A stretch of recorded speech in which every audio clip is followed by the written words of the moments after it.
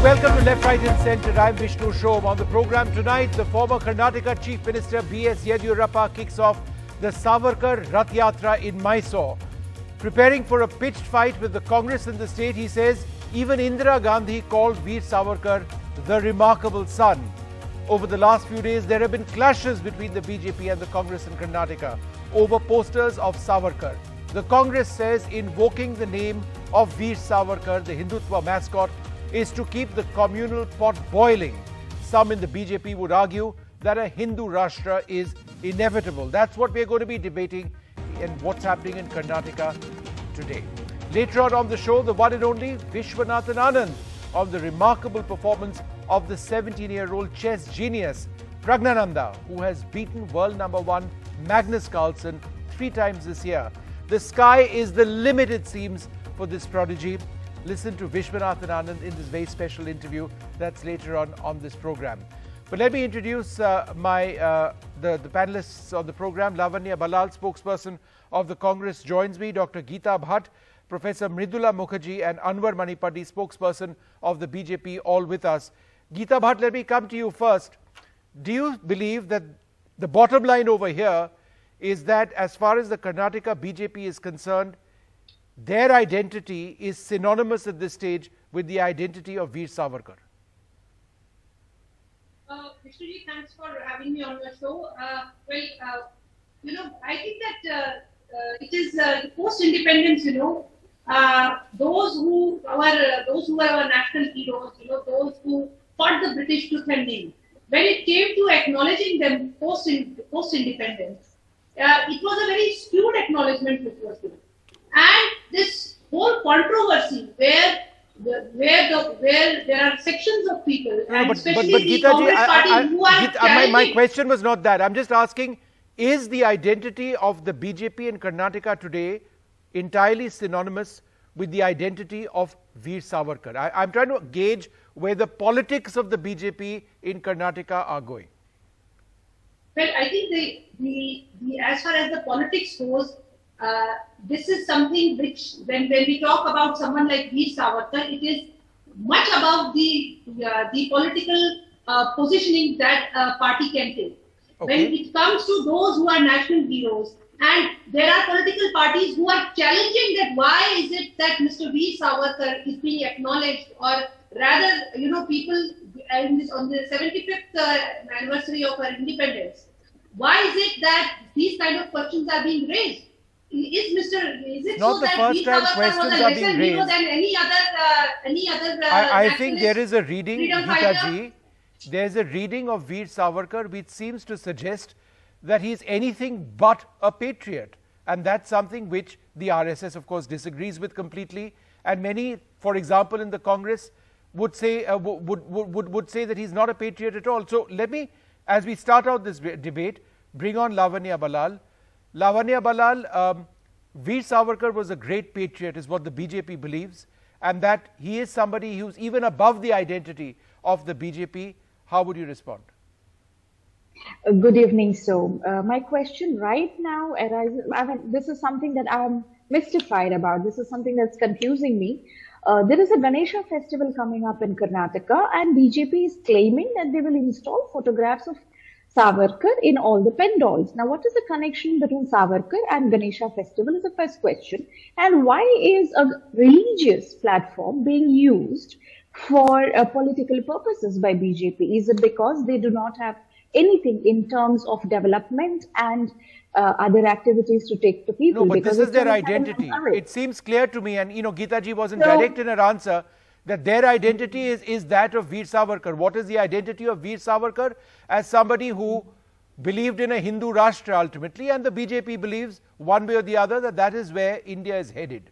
So how do you? If you say that, look, if they're putting mascot, the symbols of or pictures of Veer Savarkar in pandals, of course they are. They'll put it everywhere. They put it in the Congress office as well.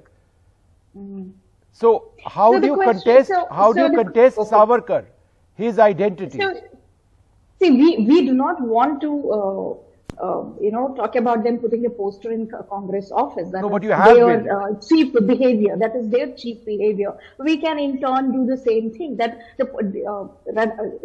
diminishing political discourse is one of the traits of BJP. But having said that, my question is, BJP, as per the norm, is once again using religious platforms to mix politics because they do not have anything in terms of development. Religion and politics, but religion and politics in this case, Hindutva was essential to the core identity of Veer Savarkar. There was a Savarkar Rath Yatra which was out in your state. One moment, Lavanya, let me bring in Professor Mridula Mukherjee. Professor Mukherjee is the identity of India as so many have known it for all of these decades, essentially on the verge of being altered, at least in one state, in Karnataka, and perhaps elsewhere as well, where Hindu nationalism as identified with Veer Savarkar will replace, or there's an attempt being made to replace, our secular plural democracy with a Hindu majoritarian, Hindu rashtra identity that Veer Savarkar promoted. Is that what this is all about? Of course, the attempt is very evident. I think there is no doubt about that's what they are trying. But I would disagree when you say that it's about to be replaced with this Hindu, because I do not believe that the majority of the people in Karnataka actually buy into this ideology. Sure.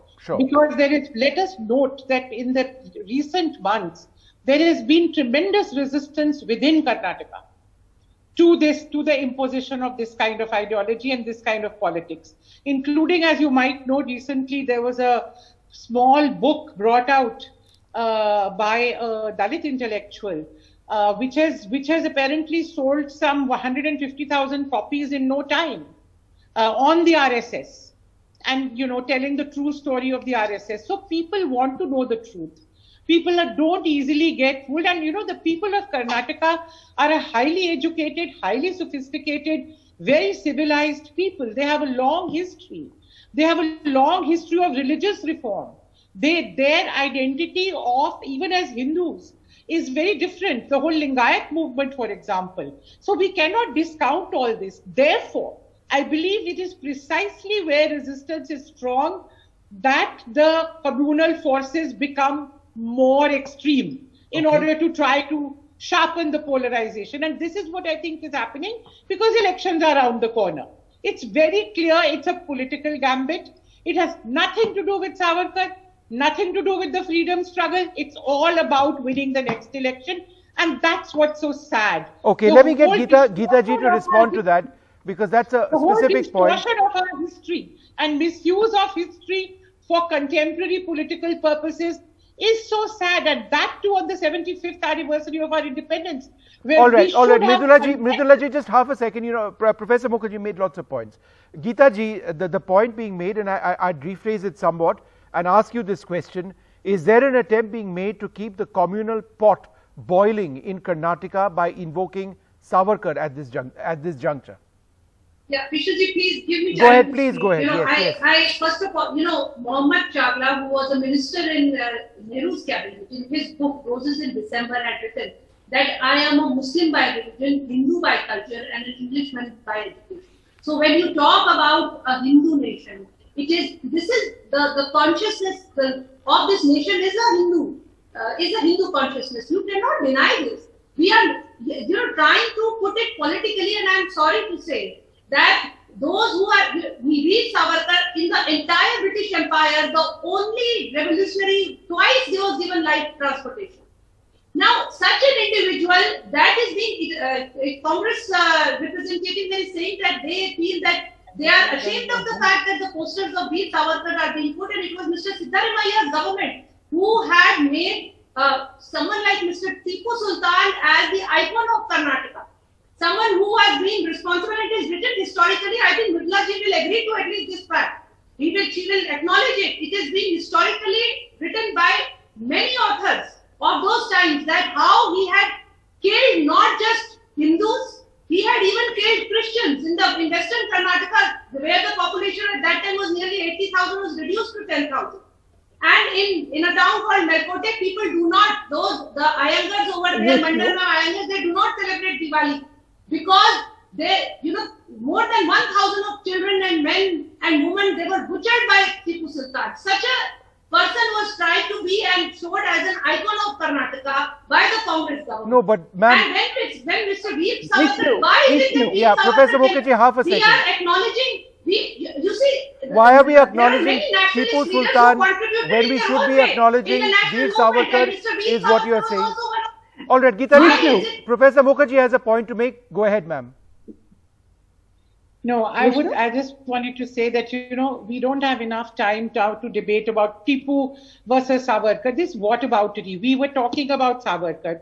If I want to talk about Tipu, then I would need 5 minutes to at least bring in what Tipu was about and give a balanced perspective on Tipu. But here the issues are, it's not just, I think what is wrong is precisely pitting one icon against another, saying Tipu versus Savarkar, Savarkar versus, I mean, you have icons which are not divisive, which are not contradictory. Why can't you just adopt those for the time being? At least let's not fight over icons right now, because otherwise it's a long story. I can also tell you what's wrong with making icon out of Savarkar. And just for the record, what she said about he was awarded transportation for life twice over.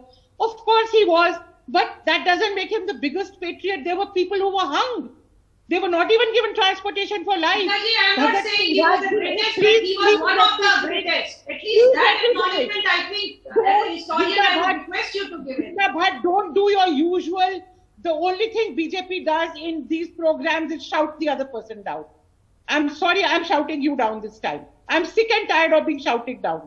Every time, that's why I don't come on TV anymore. Because you don't get a chance to speak. No, ma'am, you go ahead, ma'am. Speaking, somebody starts shouting at you. No, ma'am, go ahead. Make your point and then I'll go to Geeta. I want to say that there was a Gadar movement. You all know about it during the First World War, which essentially was a movement where the majority of the people were Sikhs. Do you know almost 100 young men were sent to the gallows just for that one movement? So if we are talking about heroes, there are the heroes of 1857. There is Tipu, there is Hyder Ali. There was resistance, traditional resistance in a different time where the times were different. We can't count them in the same way as now. If I want to compare what happened in 1857, how the rebels of 1857 also massacred the Britishers. The British guys massacred the Indians. It was a different time. When we are talking about the freedom struggle, it's a different time. Here is a movement which is based on a different ideology. Then when we come further, if you want to talk about Savarkar, I will also like to then bring in that after he was released, where was his nationalist politics? This great revolutionary, I respect him for the first few years of his life. But after coming out of jail, all he talked about was Hindutva. And then he became president of the Hindu Mahasabha, which brought in the two-nation theory and said Muslims have no place in India. What are you saying about Hindu culture and Chagla and all that? Is the lynching that's happening today part of this Hindu Rashtra? What you are doing in Assam, what you are doing in CA and NRC. All right, Mridula ji, all right, 1 second. Again, now let me be fair. Geeta Bhatt, just a couple of points about Veer Savarkar. Again, the question being, why is he the mascot of the far right or the right in India? Yes. Some would suggest he was a British loyalist. He often collaborated with the British. He praised the British Empire in several instances. He didn't quite participate in the freedom struggle like many others. Savarkar's Hindu ideology deepened India's communal divide, and he wrote mercy petitions to be freed from prison. These are some of the points which have been raised against Savarkar. So why is he such an idol today, and in today's context, Karnataka? And you're forgetting that he was also tried for the murder of Mahatma Gandhi. Why do you forget that? Right. And he so ma'am, let Mridula ji. And he went out of politics after that. He did no politics. Mridula ji, it's now fair that Geeta answers. It's fair that Geeta ji answers. Geeta ji, go ahead and answer, and I'll come to you, Lavanya, after that. Yes.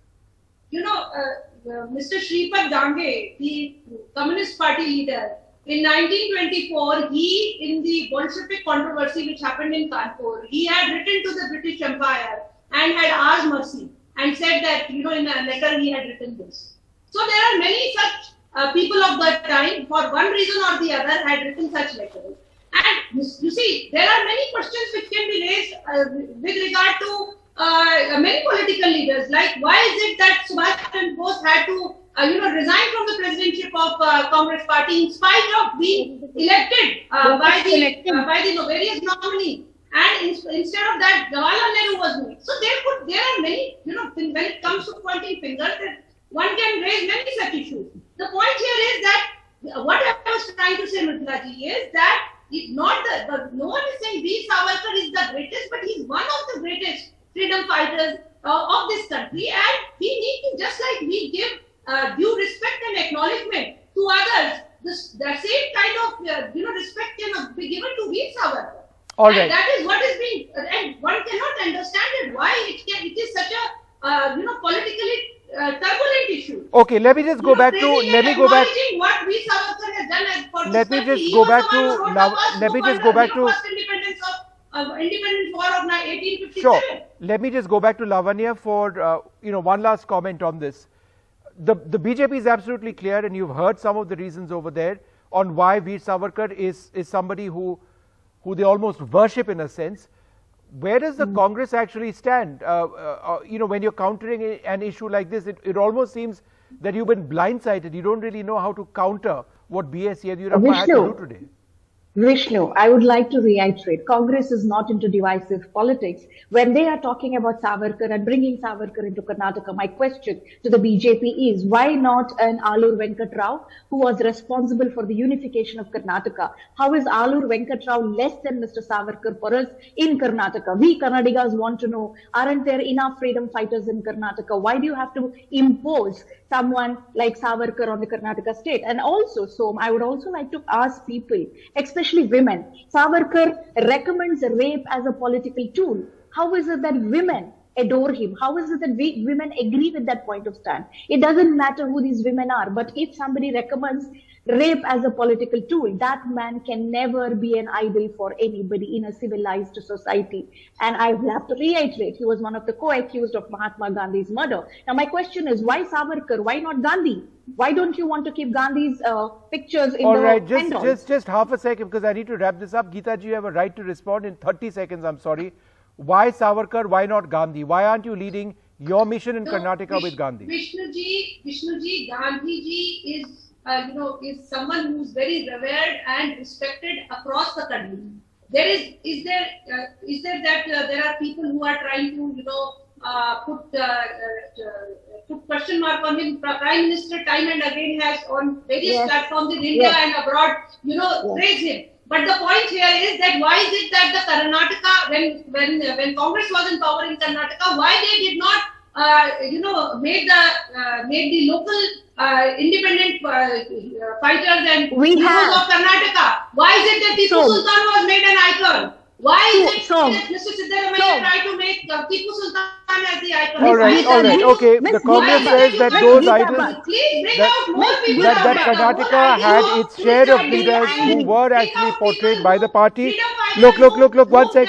Whom the people, who the society do not know about. Geeta ji, I'm having to wrap this part of our discussion up, because I sense, and I know in fact, that what we have next is not going to be a big fight. But Mridula ji, wonderful speaking to you. Geeta ji, as always, thank you. And Lavanya as well. We're going to move on now to a very special interview on something which is entirely peaceful and something on which I promise you India has no reason to fight at all. He goes by the name Prag. He's just 17 years old, and there is now a sense that the teenage Indian chess grandmaster R. Pragnananda is more than just a genius. He may be the future of international chess, a prodigious talent with seemingly no end to his potential. After defeating the world #1 chess player Magnus Carlsen twice in online events, the 17-year-old Indian defeated the great for the third time in the final round of the FTX Crypto Cup in Miami on Monday. Now that's just stupendous. Joining us now, a household name in India, someone who's personally trained Prag, the one and only Vishwanathan Anand. Thanks, Vishy, very much for speaking to us. It's wonderful seeing you again. Now, thank you. Pleasure to be here. Prag has defeated Carlsen thrice in rapid chess. For the benefit of those who just don't understand what a stupendous achievement this is, particularly for someone who's just 17, in simple language, in simple terms, what does it mean? Well, Pragnananda, as you pointed out, has beat the current reigning world champion 3 times, and not in individual games, in mini matches. So multiple games. In Miami, for instance, he beat him in a 4-game match with 2 additional games. So he's not only doing it once, he's doing it several times on the same day. And that shows how strong he is. And by the way, Magnus is one of the strongest players in rapid and blitz as well, the faster forms of the game. And Pragnananda is beating him there. So it's phenomenal. I mean, it's very rare to have someone who starts off by beating the world champion, because normally that is one of the mental blocks that you conquer at the end. And here he's doing it at the beginning. Vishy, you've trained him. He's obviously a genius. I mean, you are as well. I mean, statistically, both of you would be off the charts. But what is it that's special about him? What is it in his mind that you identify as something which is, makes him a prodigy? He's a hard worker, but mostly what I like about him, what he really brings to this table is this fearlessness and ability to take on anyone. I mean, he may lose a game, he may lose several, but it doesn't stop him. He comes back. And he's shown that in this tournament we just finished now, against not only Carlsen, but also Aronian, Firouzja, all the world's best players. And this is a pattern which comes up a lot. So it's this fearlessness, this ability to bounce back from defeat that I think is helping him right now. Vishy, when people talk about you or Prag of late, they don't often understand how involved you are actually when there's a tournament or prior to a tournament or in preparing for a tournament. How does Prag actually visualize games? How far into a game in his mind can he actually go? He trains hard. He simply checks what position he wants to get. And he's done a lot of work before that.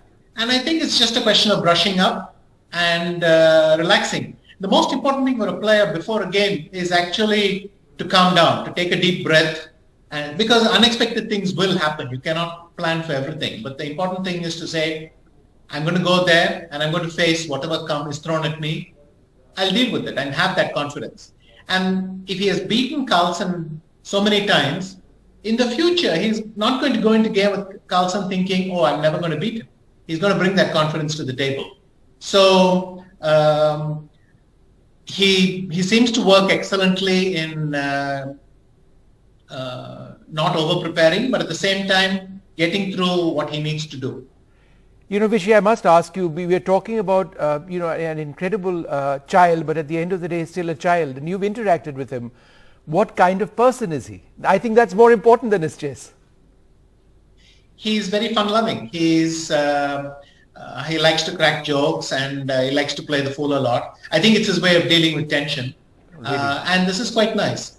RB Ramesh, who's his permanent, who's basically been his coach for many, many years, knows how to get him into the right frame of mind, shows him what he needs to know, and then he's ready to go there and face it. But he's very fun-loving. He's quite playful. When he's with his sister or his family, he's very relaxed. And I think that helps him deal with the tension. He was a grandmaster at 12 and an international master at 10, right? I just find it hard to believe how somebody's mind in this case, in the case of chess, would evolve or develop, how he'd be able to read another player, read a game at that young an age. It just seems incredible. Yes, it seems hard to imagine, but the thing is, chess is a bit like a language. It lends itself to this kind of intuitive approach, and young people often have that. So, in fact, right now India has a kind of golden generation. Yes. Not only do we have Prag, we have Gukesh, and we have Arjun. All three of them are performing at the very, very top. And then we have several more. So, by the way, he is one of many Indian youngsters who became a grandmaster under the age of 13. Prag finished with a bronze and a team bronze at the World Championship. What kind of progress has he made in classical chess? he's played relatively little classical chess over the last year.